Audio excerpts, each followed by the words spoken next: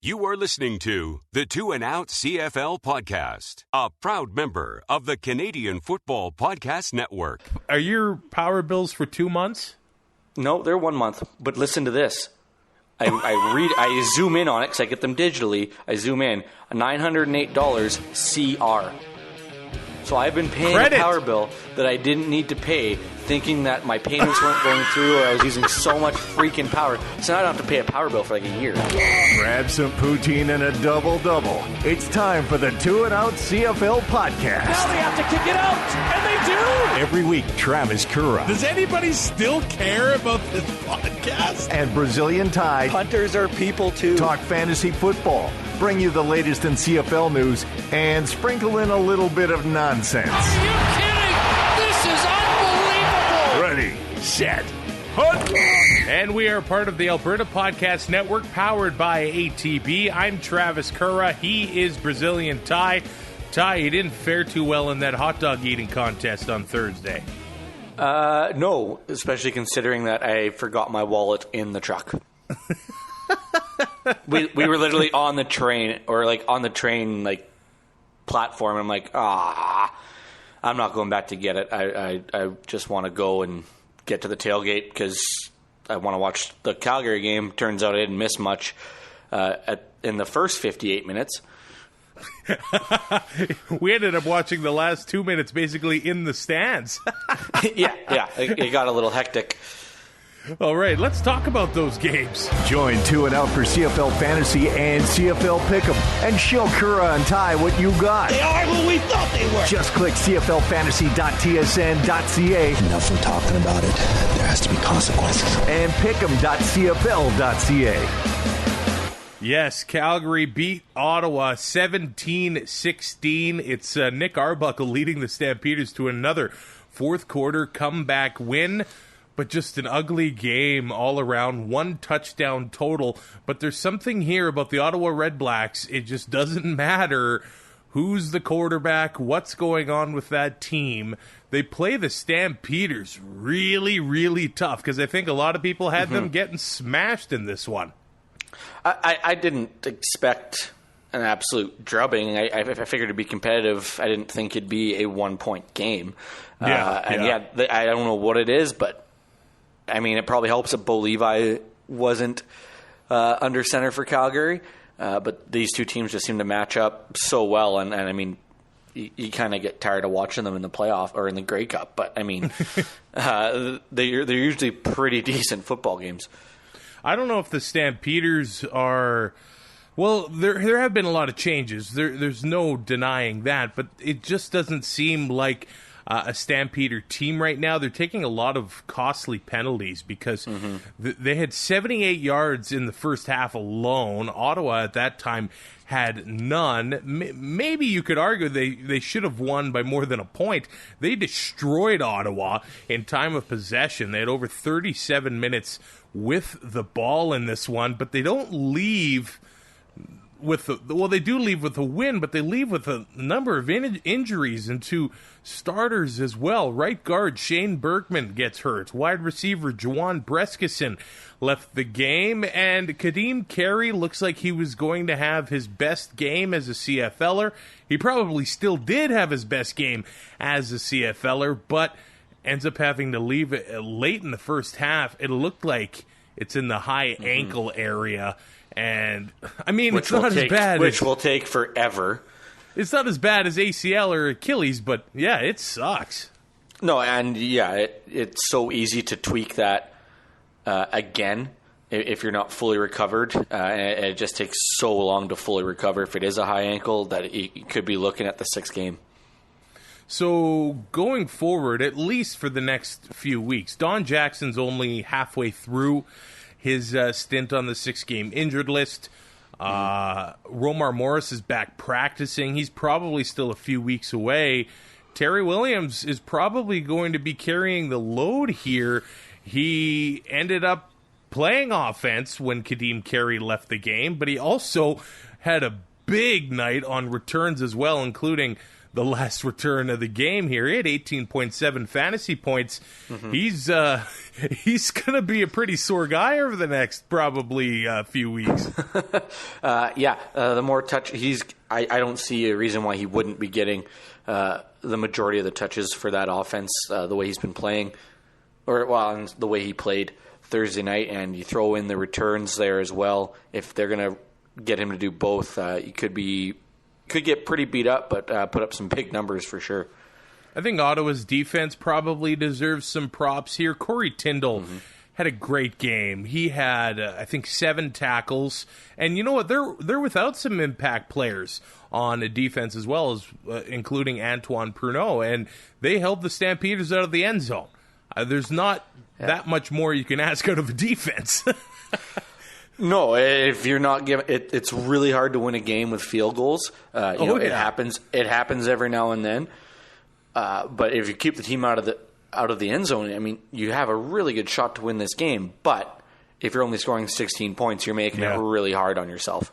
Yeah, I'm pretty sure Ottawa, they had 7 field goals in a game last year to win the game off of the leg of Lewis Ward, and the Stampeders did it here with Rene Paredes, where I don't know if anybody really talks about him as much as he should be. I think he's the only kicker in CFL history. It's 3 or 4 seasons over 90% field goals in a season. He's maybe the best or one of the best of all time.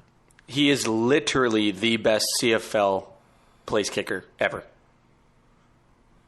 He is number 1 when it comes to field goal percentage. So, I know we're obviously going to talk about it, but I just don't understand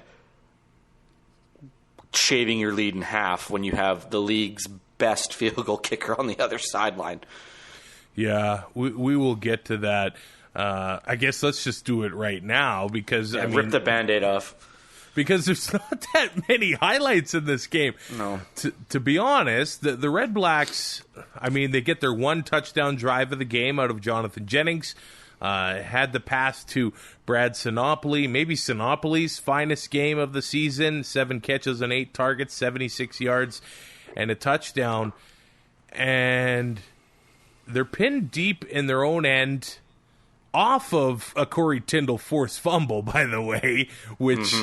What a play and what a time. And instead of punting the ball with the league's one of the best punters, I think right now when it comes to stats, Richie Leone is booming the ball right now. They take the safety, so now they lead by 2, and they're punting it right back to Calgary. Terry Williams returns it to about the 50, and yes, Paredes nails the kick. It wouldn't happen any other way when you've got that field goal kicker back there. So the decision to give up the safety with about 1:14 to go to put the Stampeders down by 2. What say you, Ty? Well, you know me. I'm a huge coach sympathizer, obviously, with how much I love the decision-making of Jason Moss. I get it. I totally understand it. You don't want to give up the field position, so you take the safety and punt it away. Terry Williams' return is a huge part of this. On the ensuing kickoff, that was kind of missed. Like you said, he got to the 50. It only took 5 seconds off the clock. If they punt from their end zone, he's probably ending up at the same spot, or a good chance. However, you're forcing them to get a touchdown if you punt that ball away. Now you're giving them a short field, ample time, and all they need is a field goal, and they have Rene Paredes. So at the time, it looked suspect. But at the same time, I think it almost becomes commonplace. Like it's accepted, right? I don't like that it totally changed what Calgary had to do, and now all they have to do is kick a field goal. So I probably would have punted there. Sure, it'd be a short field, but you kept them out of the end zone all night. You just got to do it one more time. I didn't watch the game until late Friday, at least in its entirety. So I saw the whole game in context, and it was a tough spot for them to be in, because if he punts it, then you're hoping that they're not on your own 40 with a chance to get a touchdown.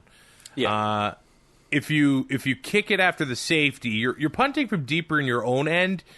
You're hoping to have them on their 40 or 45-yard line. It's just the same amount of real estate, but, I mean, if you want to play the odds, the Stampeders hadn't had a touchdown all game long, so you want to force them to beat you with a touchdown that way. It was not a good spot to be in for the Red Blacks either way, but playing the odds, you got to force them to get the touchdown every time, right? I think so. Yeah. We got to talk about Robertson Daniel. He's getting a lot of attention. He had his face painted. He made the interception. Face paint. What say you? It looked stupid. Damn it. I love it. I think the game needs more of it. They're wearing a helmet with a mask anyway. You don't see it. I could see it. Yeah, I think he looked stuped. And That's Josh Bell used to do it. Nobody really used to chirp him for it that I really remember. He's now a DB coach for the Stampeders. I love that Robertson Daniel used to do it. And I'm trying to think back.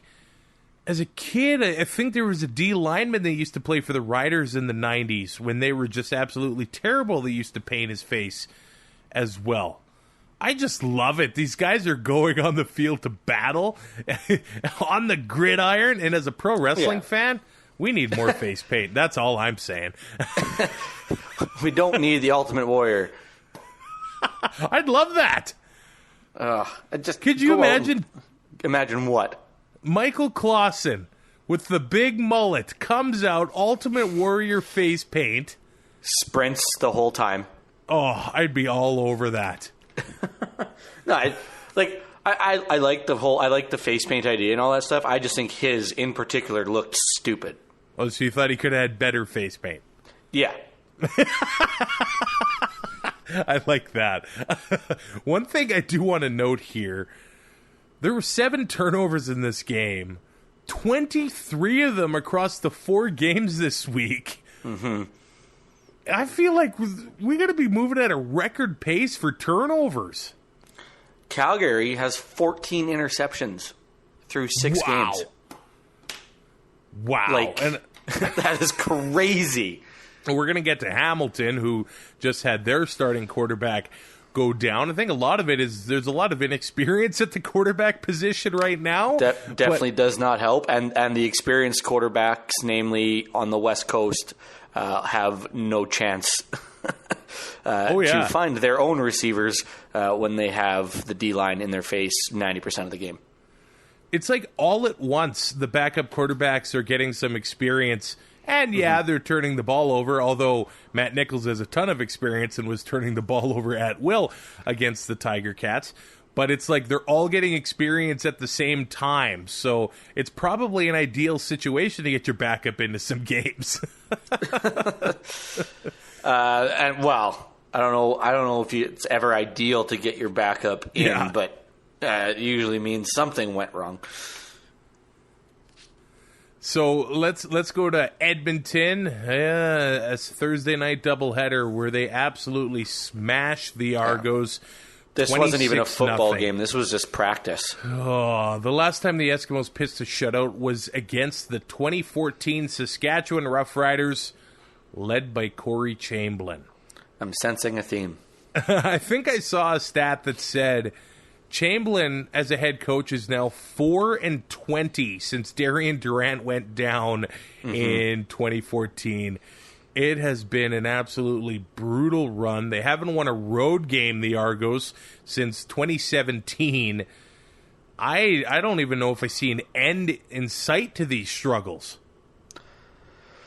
Corey Chamberlain is now, 0-15? In his last 15 games as a head coach. Jacques Chapdelaine is probably the worst offensive coordinator in CFL history, I think. History! His record the last couple of years is an absolute joke, and how he keeps getting jobs, I have no idea. He had good times when he was at Wally's side, but when Wally's not there, and then go well. And the problems start at the top. I mean, Jim Pop put this team together the last couple of years, and they did nothing to fix the quarterback position. So we saw last year they flip-flopped between Macbeth and James Franklin, and neither guy could take the job. It's almost like neither guy wanted it. And this year, Bethel Thompson gets forced in because James Franklin's out, and it's just as bad. Like they did nothing to. Yeah, great. You bring in Darrell Walker. Who's going to throw him the ball?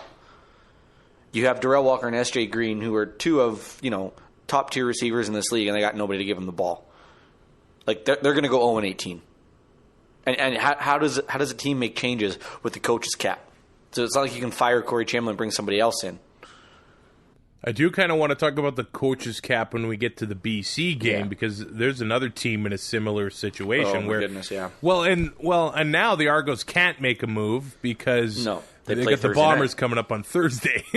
Yeah. It is a messy situation, and they are hard to watch. It kind of looks like it's getting ugly on and off the field. Frank Ziccarelli of the Toronto Sun, he seems to be spitting fire at the Argos every chance that he gets right now. They've got a team president that knows nothing about the Canadian Football League. He's the team president for Toronto FC as well.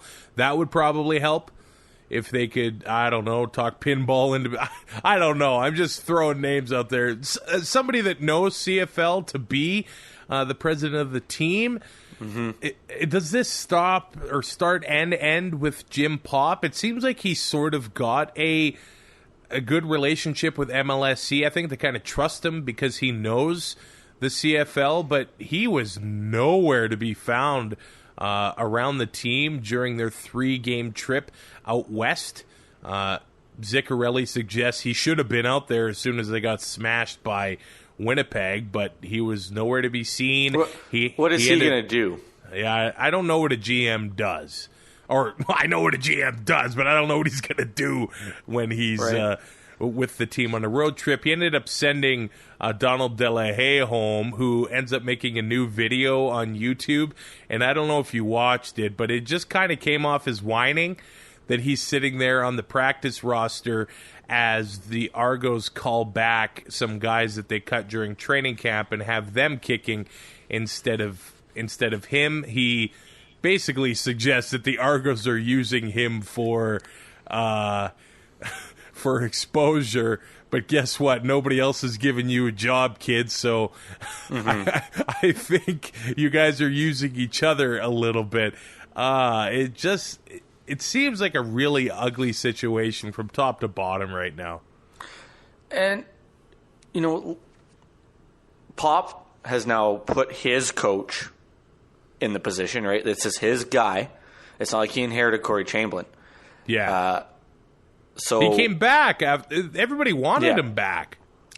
So, I mean, to me, that means Jim Pop is next because you already got your one. And I know Trestman quit or resigned or however you want to put it. So you didn't really get to fire it wasn't a coach firing, but he brought in his own guy and it's not working. I mean, maybe you let him fire Chamberlain and find another guy, but I mean, it's just so bad. I mean, I don't understand. I know they're paid to show up, but it must be unbearable going to the practice facility and to games every day, knowing that you're not going to win a football game. Like they're legit going to go 0-18. I don't know if it's the way that the quarterbacks are coached or if they are just incapable of making reads, but like Bethel Thompson was actually, it was like kids playing 500 with the teacher throwing the ball straight in the air.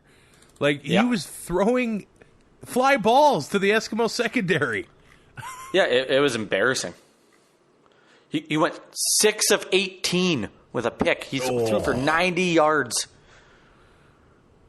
And he had receivers underneath. Brandon Burks was open on every play. He was running the check down route, and Edmonton didn't have to defend it. He was open 25 yards all around him. S.J. Green running a crossing route at 7 yards every play, never got thrown the ball. And Ray would take that every time when he was playing. 100%. And yeah, maybe it's not going to put points on the board, and it's not the big play, but your offense gets in a rhythm, and you can build off of that, and you know, you're going to throw the ball 30 yards and it's going to be incomplete or get picked off. It's what's the point? You might as well just, you know, run 2 quarterback draws and then punt the ball. I think that they have to go with Dakota Prukop right away here. I don't know if they can do it when the Bombers are in town on Thursday, simply because it's a short quick week. Turnaround, yeah. But he's been in the league and for about 3 years. He saw his first ever snaps in Edmonton. I think after this game, or that they just roll with him and see what they have, because they have to do something. They've let too many young, good quarterbacks go without ever giving them a shot. Name one to lead the team. Well, the quarterback that they played in this game, and the Eskimos weren't even close to firing on all cylinders. No, Trevor Harris, fantasy-wise, 18.6 points. Like, he was the top quarterback this week when it comes to fantasy with those numbers, and he didn't have the best game I've ever seen. Like, you see a 26-0 game, and you figure that it was just, you know, a couple touchdowns and just control the ball. He didn't throw a touchdown. He threw the ball Why is he throwing the ball 39 times? Well, poor Kenny Stafford. He catches another touch. You're poor only me. mad. Poor me. You're only mad about Kenny Stafford because you lost your bet. I bet $25 that he'd have at least 51 yards receiving, and I thought I was sitting pretty with Tavares Daniels not in the lineup this week. I should have known better, because I wouldn't even put him in my fantasy lineup, but I fell into the Brazilian tie trap.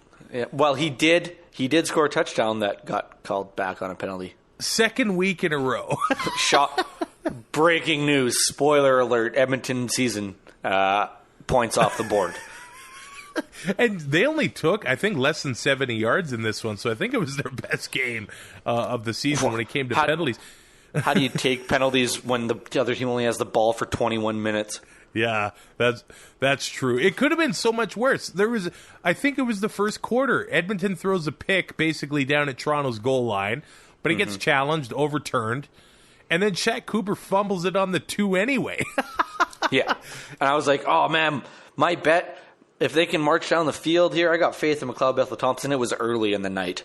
Yeah, my bet might be looking okay, and you were so happy. It went to crap. Oh yeah, I was ecstatic. Is for there any all of scenario 5 minutes that Shaq Cooper steals this job? He looks more explosive, but it's the ball security thing. The ball security is going to be huge. The fact they gave it to him 22 times, I know they had a lead, but I mean, last week they only ran the ball 8 times with CJ Gable. Yeah. So I don't know. It's a tough call. If he can't protect the football, then no. It's not like he fumbles it every time. But you know, against Toronto, you're going to get away with that. If you're playing Winnipeg or Hamilton or Calgary or teams like that, you're not going to get away with fumbling the football and taking points basically off the board. I mean, that should have been an easy 7, right? It ends up not mattering, but his $4,600 paid off well if you had him in your lineup. 28.6 points, 122 yards on the ground, had a touchdown, and 48 yards receiving as well. We noticed later in the game they actually took him out of the red zone package. I assumed it was because he fumbled it down near the goal line, so Martese Jackson came in at times. But if Shaq Cooper can figure out the fumbles, yeah, the Eskimos might have themselves a nice little running back here. The Eskimos secondary was great. I don't think it was hard for them to play great, but Josh Johnson was just swallowing up whoever came his way. And I got to say, props to the Eskimos. I thought it was a tough sell getting people back into the stands for this game. It was a Thursday night. The Fair's in town. Laugh all you want, but the Backstreet Boys were in town. But it had 30K in the stands. Ricky Ray appeared on the screen during the third quarter stretch with your boy, Brian Hall. Don't you dare say it. Does he know he has a microphone, do you think? It was good to see Ricky, although his daughter was sporting Argo colors. Yeah, I'm sure that went over well. I think we'll be seeing Ricky around Commonwealth Stadium, I think, a lot more over the next few years. I know he's considering, and I'm sure his buddy Jason is talking him into joining the Esks coaching staff in the next year or so. But they had 30K back into the stands, and it looked to me like the $22 general admission ticket was a big hit in Edmonton. That end zone was packed. They had a lot of people there and a lot of people standing at that bar in the end zone. It looks like they're making some good things happen. Dana White was at the game. It was a big one for Edmonton, and it's tough to get people into the stands on a Thursday night with an 0-5 Argos team coming to town. Well, a Thursday night game kicks off at 7:30. By the time you're home, it's you're looking at 11. Like we left, I don't know, with 6 minutes left. I got home just after 1.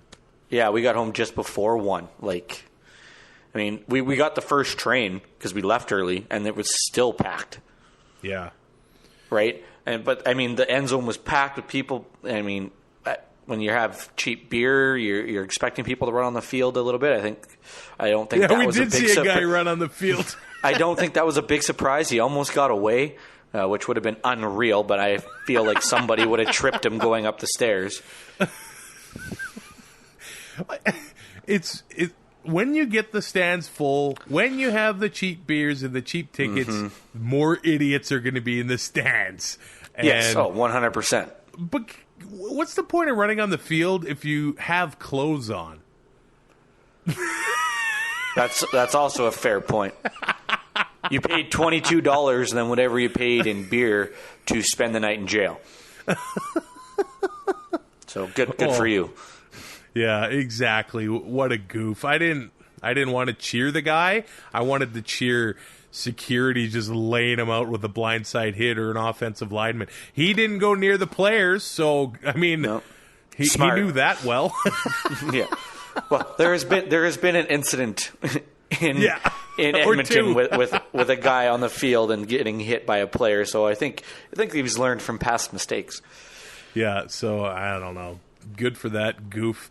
Or whatever. And those hot dogs, they were good. Now, I got a bit paranoid.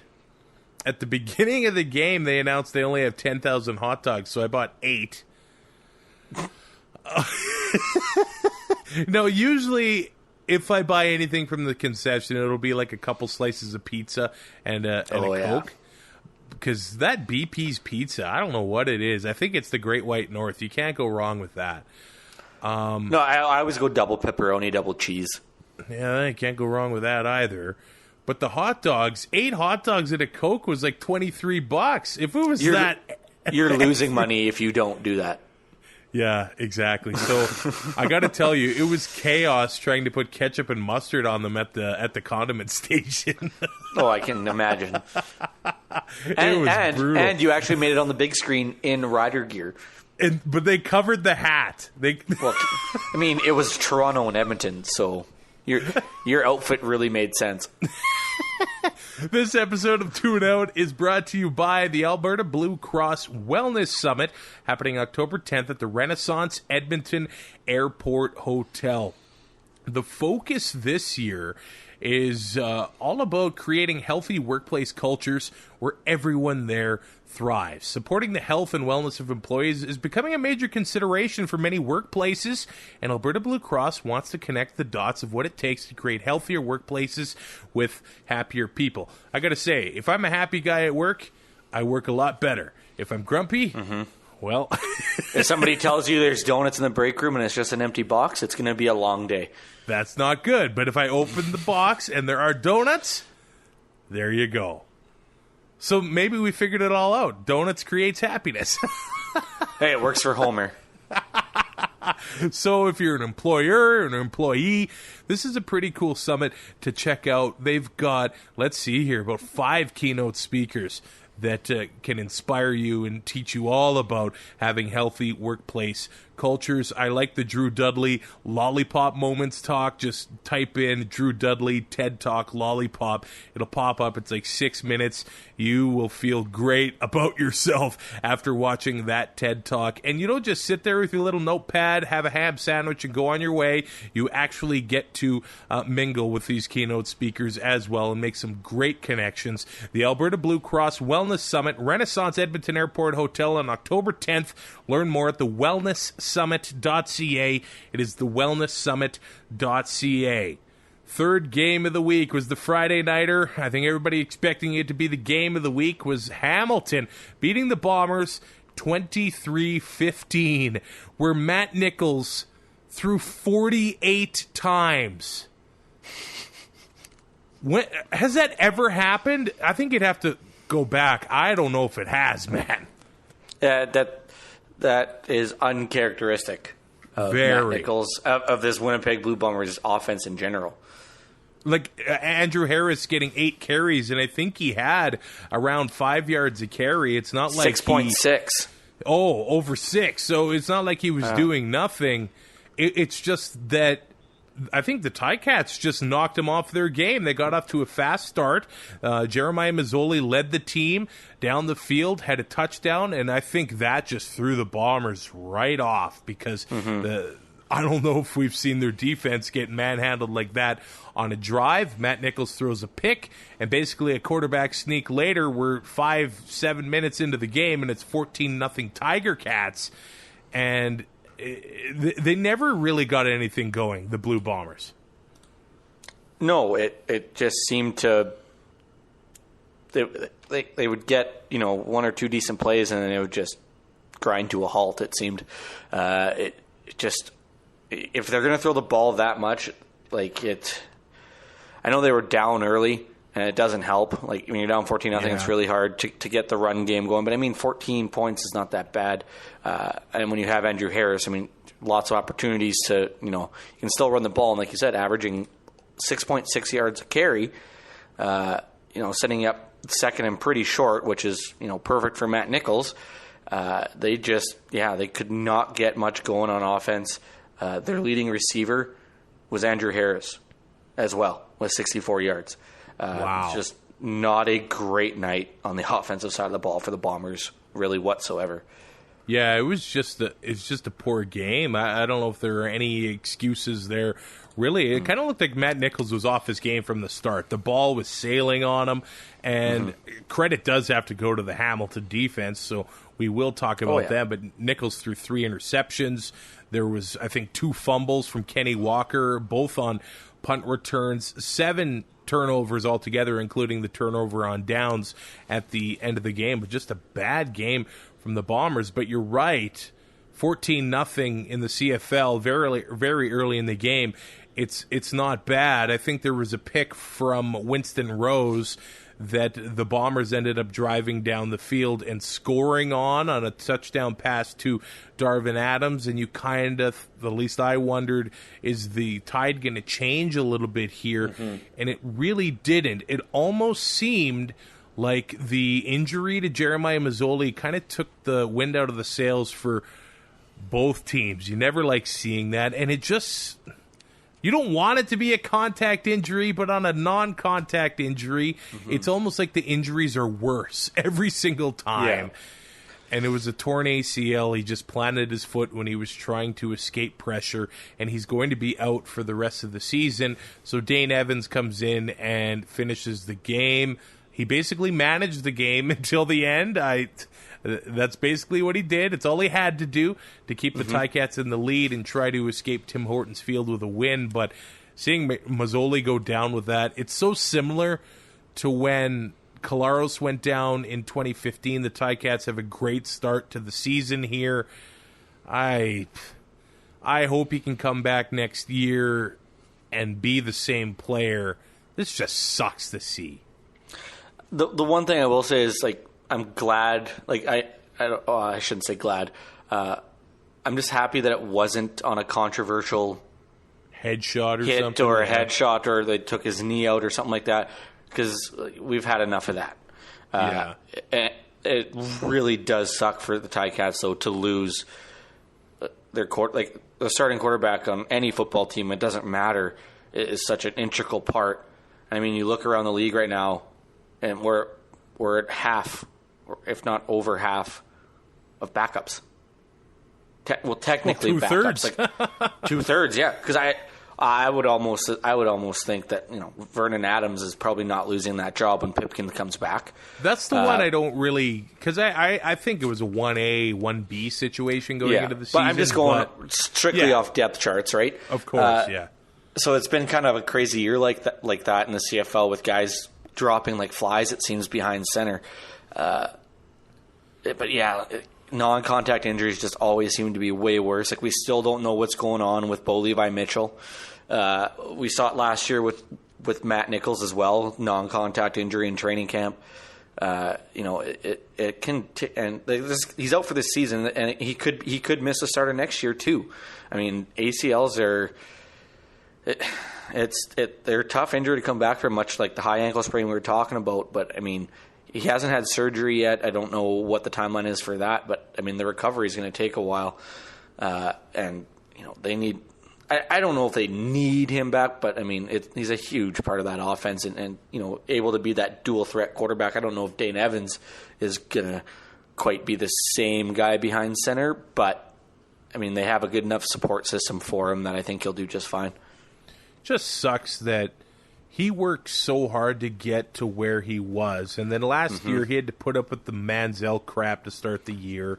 Yep. I think this was really the first year when he didn't have to put up with any shadow. It was 100% his team. Yeah, it was his team from the get-go, and it blows up on one freak accident. Yeah, I am a Dane Evans believer, though. He beat out Vernon Adams last year. They believed in him enough to get rid of Johnny Manziel. Hey, maybe they saw all the other issues. They just wanted to get out of that situation altogether. But Dane Evans looked great in the preseason. And I know he struggled here, but when he gets an entire week of reps, and this is a tough situation for him when he gets a short week and has to go into Regina. That is not easy for a young quarterback, but I think in a few weeks, they've got a great offensive line, they've got great receivers, and they've got a great defense. If he can just do his thing and prepare during the week, I think he might surprise some people to wrap up this season. Well, I mean, they play the Rough Riders this coming week, and then it's BC at Ottawa, at BC, at home against Toronto. So, I mean, after the Rider game, he's going to have, I don't want to call it an easy schedule, but he's not going up against, the Montreal defense has been really good. He's not going up against Calgary, Edmonton. He's not Winnipeg even. He's not going through the teeth of the CFL. He's going to get eased in, I would think. I mean, he might have a rough week. Charleston Hughes can do what he did last week, but the support on that offense that he'll have, whether it be excuse me, Malik Irons in the backfield, all the receivers he has, like you said, their offensive line. He just has to protect the ball and just make his plays and don't give the ball away, and he should be just fine. The Ticat defense has been great under Mark Washington, and I'm sure BC Lions fans probably wonder, whoa, what? Where was this? They're so physical. They hawk to the ball. I mean, Jamal Roll in this one had 2 interceptions, and that's without Carriel Brooks. Either Roll or Williams isn't going to be starting next week because Brooks is going to come back. They've got some real depth in the secondary, and Jagara Davis on the defensive line is playing out of his mind. At least he did in this game. They've got a fun defense, and they were without Simone Lawrence in this game. Yeah, fast, physical, lots of fun to watch. It's everything you want in a defense, really. And like you said, the depth is huge. guys can go down at any time, like we saw with Jeremiah Masoli. It can happen to anybody. The depth you need to have on both sides of the ball is just so important, and they definitely have it when it comes to their defense. And when Brooks comes back, I would think Frankie Williams doesn't start because he can just strictly focus on returns, and you keep him from getting beat up, and then if you do need him, he's still available. And speaking of secondaries, I think people were questioning Winnipeg's heading into the season, wondering if they were going to have a ton of holes after the changes in the offseason by losing Kevin Fogg and Taylor Loeffler. But I think we might have to put Winston Rose into the Trey Roberson category at this point, don't we? They both lead. They're tied for the league lead in interceptions. And it looked like he was covering Brandon Banks with ease. Which is no easy feat. No. That's amazing. He has had a great start. Oh, man. And having Brandon Banks in this one, obviously my entire fantasy team was centered around him. 11.3 points for $14,000. That hurt my team. Real good return on investment. At least I was able to win my Canadian Football Podcast Network Fantasy Challenge against Rod from the Wood Cookie Sawcast. How did you fare? Safamad took me to the woodshed. I was second last, I think, in points, and he had like 128. He led the entire league for this week. I'm going to guess he had William Powell, didn't he? Yep, and Cody Fajardo. Let's move on to the Riders. Just taking the Lions to the woodshed, 45-18. The Lions are on bye week right now. I'm just seeing as we record this that the Lions have actually made a trade with the Calgary Stampeders. They have acquired American offensive lineman Justin Renfro and a fifth-round draft pick in the 2020 CFL draft in exchange for a player off of the Lions' neg list and a conditional fourth-round selection in the 2020 draft. They need to do something about protecting Mike Riley. We wondered if they were going to have some changes here, but on the Lions' first possession, it was 2 hits to Mike Riley, including a sack from Solomon Elimimian.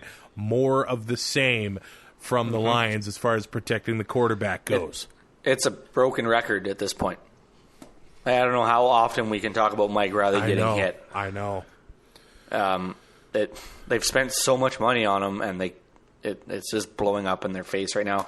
And I can't imagine, like, to get to the stadium or find parking, you're gonna eat before you go. You're gonna eat there. Like, it becomes such an expensive night out, and this is what you're getting as a BC Lions fan.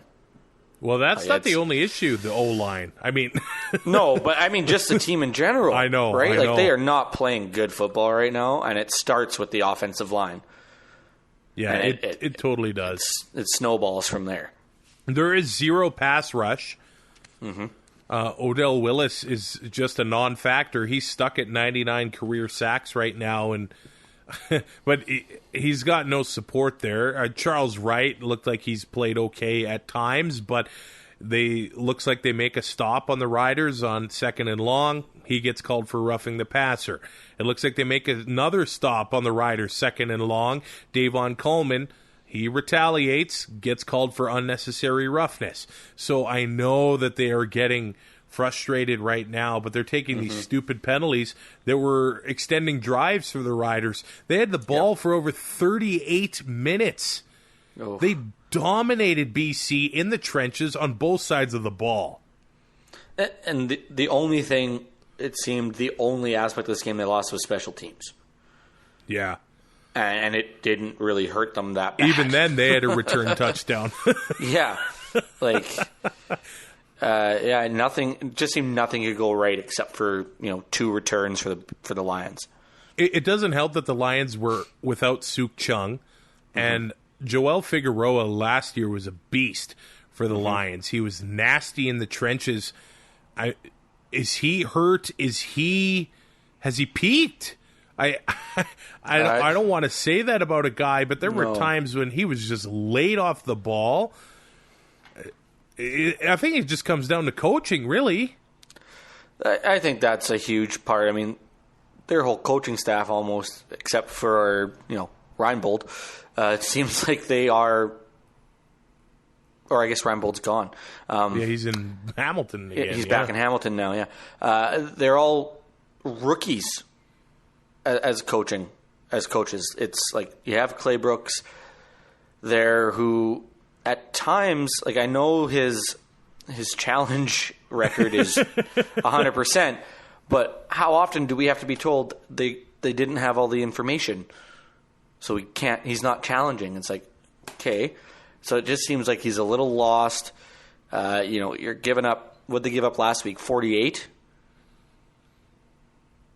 or 38? Sorry, they gave up 40. Yeah.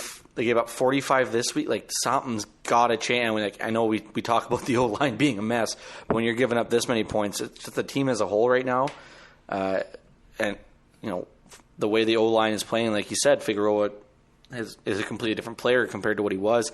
I don't want to say peaked. I don't want to call a guy out, or not call a guy out, but say that, he's peaked when it's really hard to say, but I wouldn't be surprised if he's injured, but there's just no other options right now for them to go with.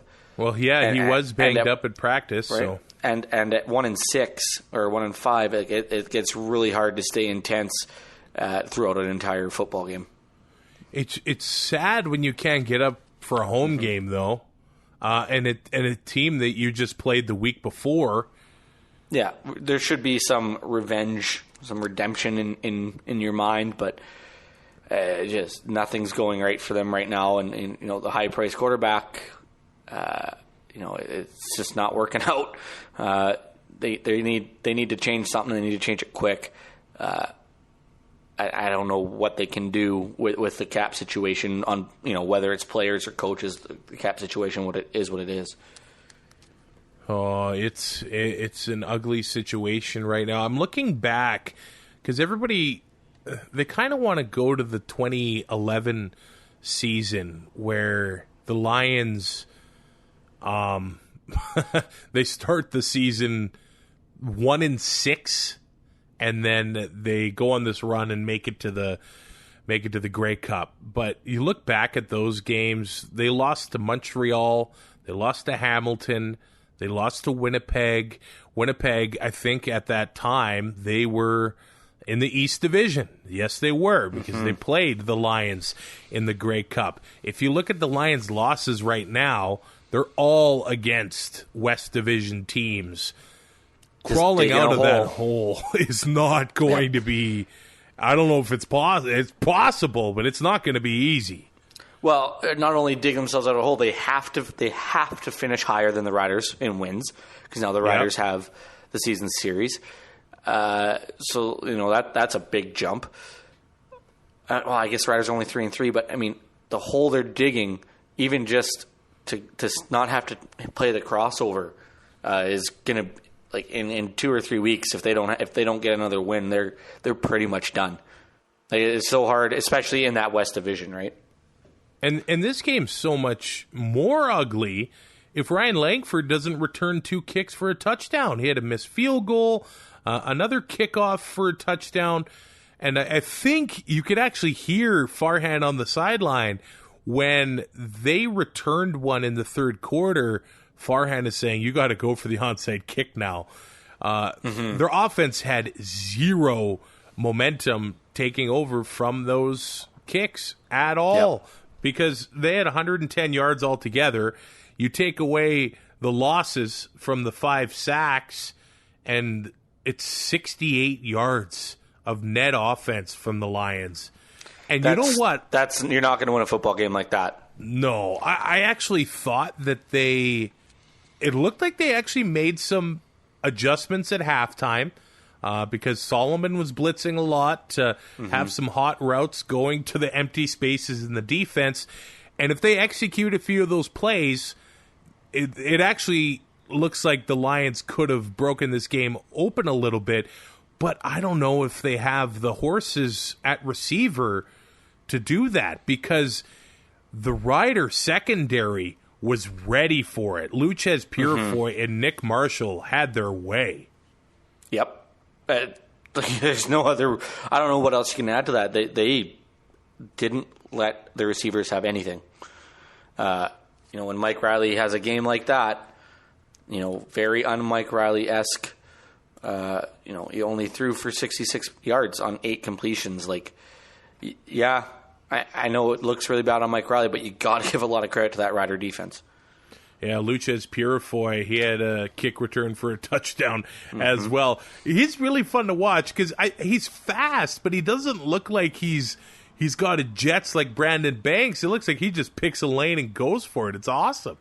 Yeah, and like we saw on Thursday night with Jackson running backwards, or even Shaq Cooper reversing field and going backwards just to gain that extra 2 yards. It's nice to see a guy just put his head down and go for it.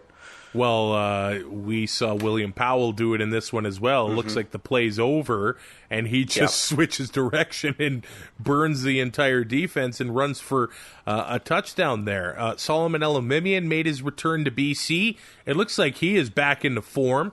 I don't know if it was the emotion of being back in the BC place, but he looked like the BC Lions and most outstanding defensive player again, and most outstanding player in this game. I just feel so sorry that Sam Hurl had to lose his job for him.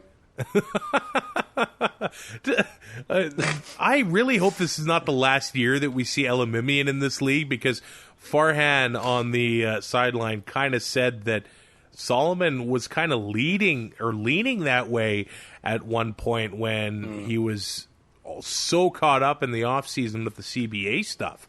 Right. It's... If he keeps having games like this, it doesn't matter that it's for the Riders. If he has games like this for any team in the league, he is just so fun to watch in the middle of that defense. It'd be a huge loss for the league. Now, we talk about what happened to Ottawa when they took a safety. BC takes a safety early in this game, and it is 5-0. They punt it to Saskatchewan. Purifoy returns it for a touchdown. Now it's 12-0. So they gave him 3 points and a kick return. I think we need to start, or at least coaches need to start really thinking about when they're giving up the safety. I think it's probably best when you're crushing a team and you're pinned back in your end zone. But even then, when you got John Ryan, he had some booming punts in this one, and I know he's kicking for more singles than he'd like to, but he actually flipped the field a few times here. But the safety is burning teams. At least it did in this week. Giving it up in the first quarter, there's still lots of football left. I mean, it's only 2 points. I think Rick Campbell stands out a lot more than this one. Of course. Right, but... For Purifoy to take that one back just added insult to injury. Yeah. I don't know if there's much to say about the Rough Rider offense here. Dan Clark played in his 100th game. He had a great game. The whole Rider offensive line looked good. Fajardo needs to learn how to slide. I guess I would say that because he looks like he likes contact a little bit. which is not ideal. No. Especially when you're on a backup quarterback. I mean, what happens if Bennett gets hurt on a punt return? Yeah. He flies down the field. He has got no regard. Yeah. It's possible that Bennett and Fajardo could get hurt, and we're at John Ryan at quarterback. Oh, boy. How dare you? Let's talk about that coach's cap here, because now the Lions are on bye. And, well, they already did make a trade to get another body in at the offensive line. Can they make any other changes? I do think they need to make a change at OC. I don't think they're going to let Clay Brooks go. But Jackson, he couldn't get it done with Lule and Jennings, and he's been there for a while now. I don't think it's working out with him and Riley. But at the same time, with this coach's cap, they're caught. you're stuck. Because if you don't spend up to it, you're basically saying, okay, we think one of you is going to fail. Right? So we have to leave room so we can hire somebody else after we fire you. So you can't do that. And if a coach is fired, I mean, then his salary still counts. And if you're at the, like, it's such a flawed system. I get it. You don't want teams having like 20 coaches. But maybe I agree on capping the number. I don't think we need to cap the salaries. Because now you're making it impossible. Because this would be an ideal time to make changes in the coaching staff. Yeah. Even in Toronto, it's a short week, so you probably wouldn't do it in Toronto. But Toronto's probably stuck to, you can't. We saw the St. Louis Blues change their coach, get hot at the right time, win a Stanley Cup. Sometimes that's all it takes is just a different voice in that dressing room. And teams are handcuffed now and can't really do it. And so you're basically just stuck with what you have until their contracts run out, or if they're going to have like an amnesty buyout kind of idea in the off season where, coach's salary won't count if you fire them. I don't know, but the money is what's going to screw over so many teams because they can't make the change just because of the fiscal, just because of the financials. I know people call it the Chris Jones rule, but did they win any Grey Cups? Nope. So did they win any playoff games? Oh, I guess one. So if teams feel like they had to hire more coaches because of the riders, I don't get you are copycatting the wrong team.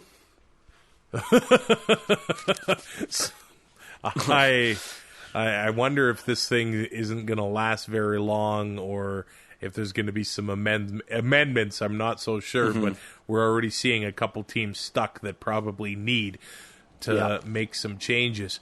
I go 3-1 in picks. I believe you go 2-2. I'm not going to crap on you for the Argos thing because I thought they were going to compete. But I thought they were going to compete. I thought it'd be closer than 26. Safe to say Eskimos covered. Yeah. So what's the biggest spread you've ever seen in the CFL? Like betting wise? Like before the game, like the betting line? Yeah. I think Calgary last year had a 21.5. At one point. Oh. I'm gonna start now I got to start tracking this. Thanks. Yeah, no problem. Okay, our top performers in fantasy this week. Trevor Harris, 18.6, top quarterback, followed up by Nick Arbuckle. That's the top quarterback. 18.6, yeah, not great. Nick Arbuckle at 15.4, and as well as Cody Fajardo. So, solid nights. And then after that, it's Jeremiah Masoli at 8.7 in fourth. So it was a real tough week for quarterbacks. And granted, I mean, Masoli gets hurt. Dane Evans comes in and he didn't put up much fantasy-wise. As for running backs, William Powell led the entire league at 35.1, Shaq Cooper 28.6, Andrew Harris 19.7. And when it comes to receivers, Ryan Langford 23.1, two return touchdowns, and all the return yards really helps. Brad Snopley 20.6, and Kyron Moore for the Saskatchewan Roughriders at 16.4. Wow, so there were no monster receiver weeks either. Huh? No, and I mean, Langford's points came off special teams, really. Yeah. So, special teams was a beast this week.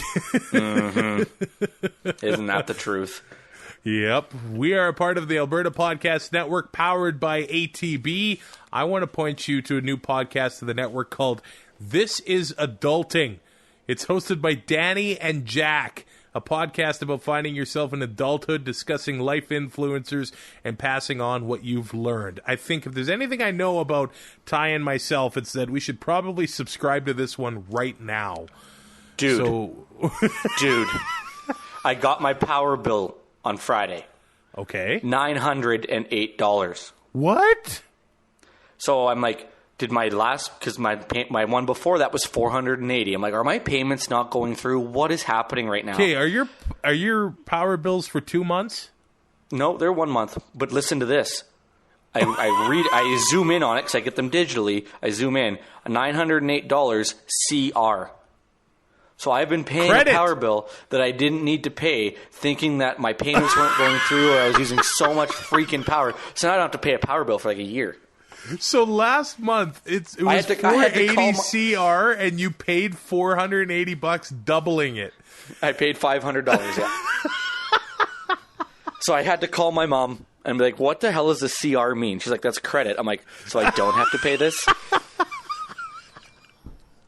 Oh, this is adulting.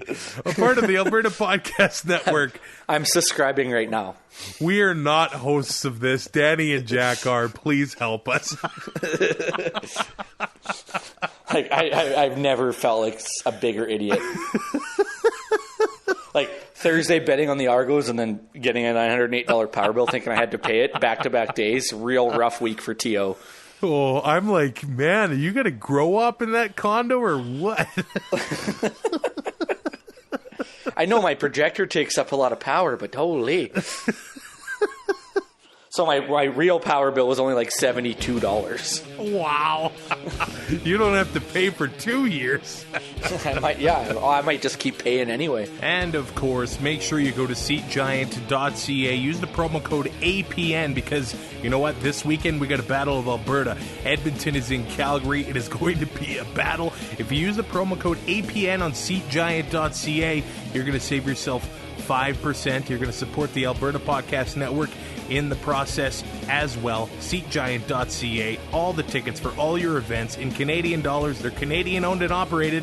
Use the promo code APN. Make sure you rate and review and subscribe to Two and Out on any of your favorite podcatchers. We will talk to you Thursday morning. Thanks for listening. Find more great shows like this at CF Pod Network on Twitter.